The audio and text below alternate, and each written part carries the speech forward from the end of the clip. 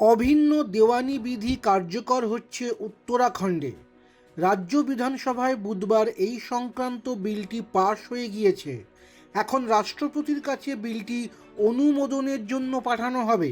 উত্তরাখণ্ডের পুষ্কর সিংহ ধামি সরকার দেশে প্রথম অভিন্ন দেওয়ানি বিধি কার্যকর করতে চলেছে। উত্তরাখণ্ড বিধানসভায় 4 দিনের বিশেষ অধিবেশন ডাকা হয়েছিল। গত 5ই ফেব্রুয়ারি থেকে সেই অধিবেশন শুরু হয়েছিল। বুধবার ছিল তার শেষ দিন। উত্তরাখণ্ডের বিজেপি সরকার এই অধিবেশনেই অভিন্ন দেওয়ানি বিধি বিল পাশ করাবে বলে শোনা গিয়েছিল। বুধবার সেটাই হয়েছে বিধানসভায় এই বিল পাশের পর সংবাদ মাধ্যমকে মুখ্যমন্ত্রী ধামি বলেন, এই আইন সমানাধিকারের কথা বলে। এটি কারো বিরুদ্ধে নয়।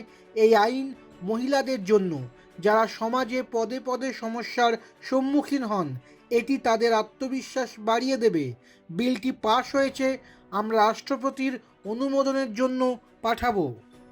সর্বধর্মের মানুষের জন্য বিয়ে, বিবাহ বিচ্ছেদ, জমি সম্পত্তি এবং উত্তরাধিকার সংক্রান্ত এক এবং অভিন্ন আইন প্রচলনের কথা বলা হয়েছে অভিন্ন দেওয়ানি বিধিতে। সূত্রের খবর, সুপারিশের খসড়ায় ধর্ম নির্বিশেষে পুরুষদের বহুবিবাহ বন্ধ এবং একত্রবাস নথিভুক্ত করার আইনের কথা বলা হয়েছে।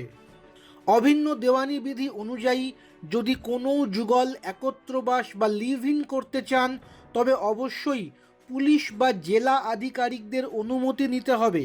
আর যদি তাদের বয়স 21 বছরের নিচে হয়, তবে বাবা মায়ের সম্মতির প্রয়োজন। ধর্ম নির্বিশেষে মেয়েদের বিয়ের ন্যূনতম বয়স 18 এবং ছেলেদের ক্ষেত্রে 21 বছর করা হয়েছে। সেই সঙ্গে রেজিস্ট্রি বিবাহ বাধ্যতামূলকের কথা বলা হয়েছে এই বিধিতে। কেউ লিভ ইন করতে চাইলে প্রথমেই তাদের নাম পুলিশের কাছে নথিভুক্ত করতে হবে। লিভ ইন সম্পর্কের ঘোষণাপত্র সঙ্গে রাখতে হবে যুগলকে। সময় মতো প্রয়োজনে তা দেখাতে ব্যর্থ হলে যুগলের 25,000 টাকা জরিমানা এবং 3 মাসের জেল হতে পারে। লিভ ইন সম্পর্কে থাকা যুগলের যদি সন্তান হয়, তবে শিশুরা আইনি স্বীকৃতি পাবে। বিবাহ বিচ্ছেদের ক্ষেত্রেও রাজ্যের সকলের জন্য একই নিয়ম বলবৎ করার কথা আছে এই বিলে। দম্পতিকে নির্দিষ্ট সময় কুলিং অফ পিরিয়ডে থাকতে হবে। সেই সঙ্গে এই বিলে সন্তান দত্তক নেওয়ার নিয়ম আরও সহজ করার কথা বলা হয়েছে। এছাড়াও সম্পত্তির ক্ষেত্রে ছেলে এবং মেয়েদের সমান অধিকার থাকবে। জন্ম দেওয়া সন্তান এবং দত্তক নেওয়া সন্তান দুজনেই সম্পত্তির ক্ষেত্রে সমানাধিকারী হবে। একাধিক বিজেপি শাসিত রাজ্য উত্তরাখণ্ডের এই পদক্ষেপকে স্বাগত জানিয়েছে।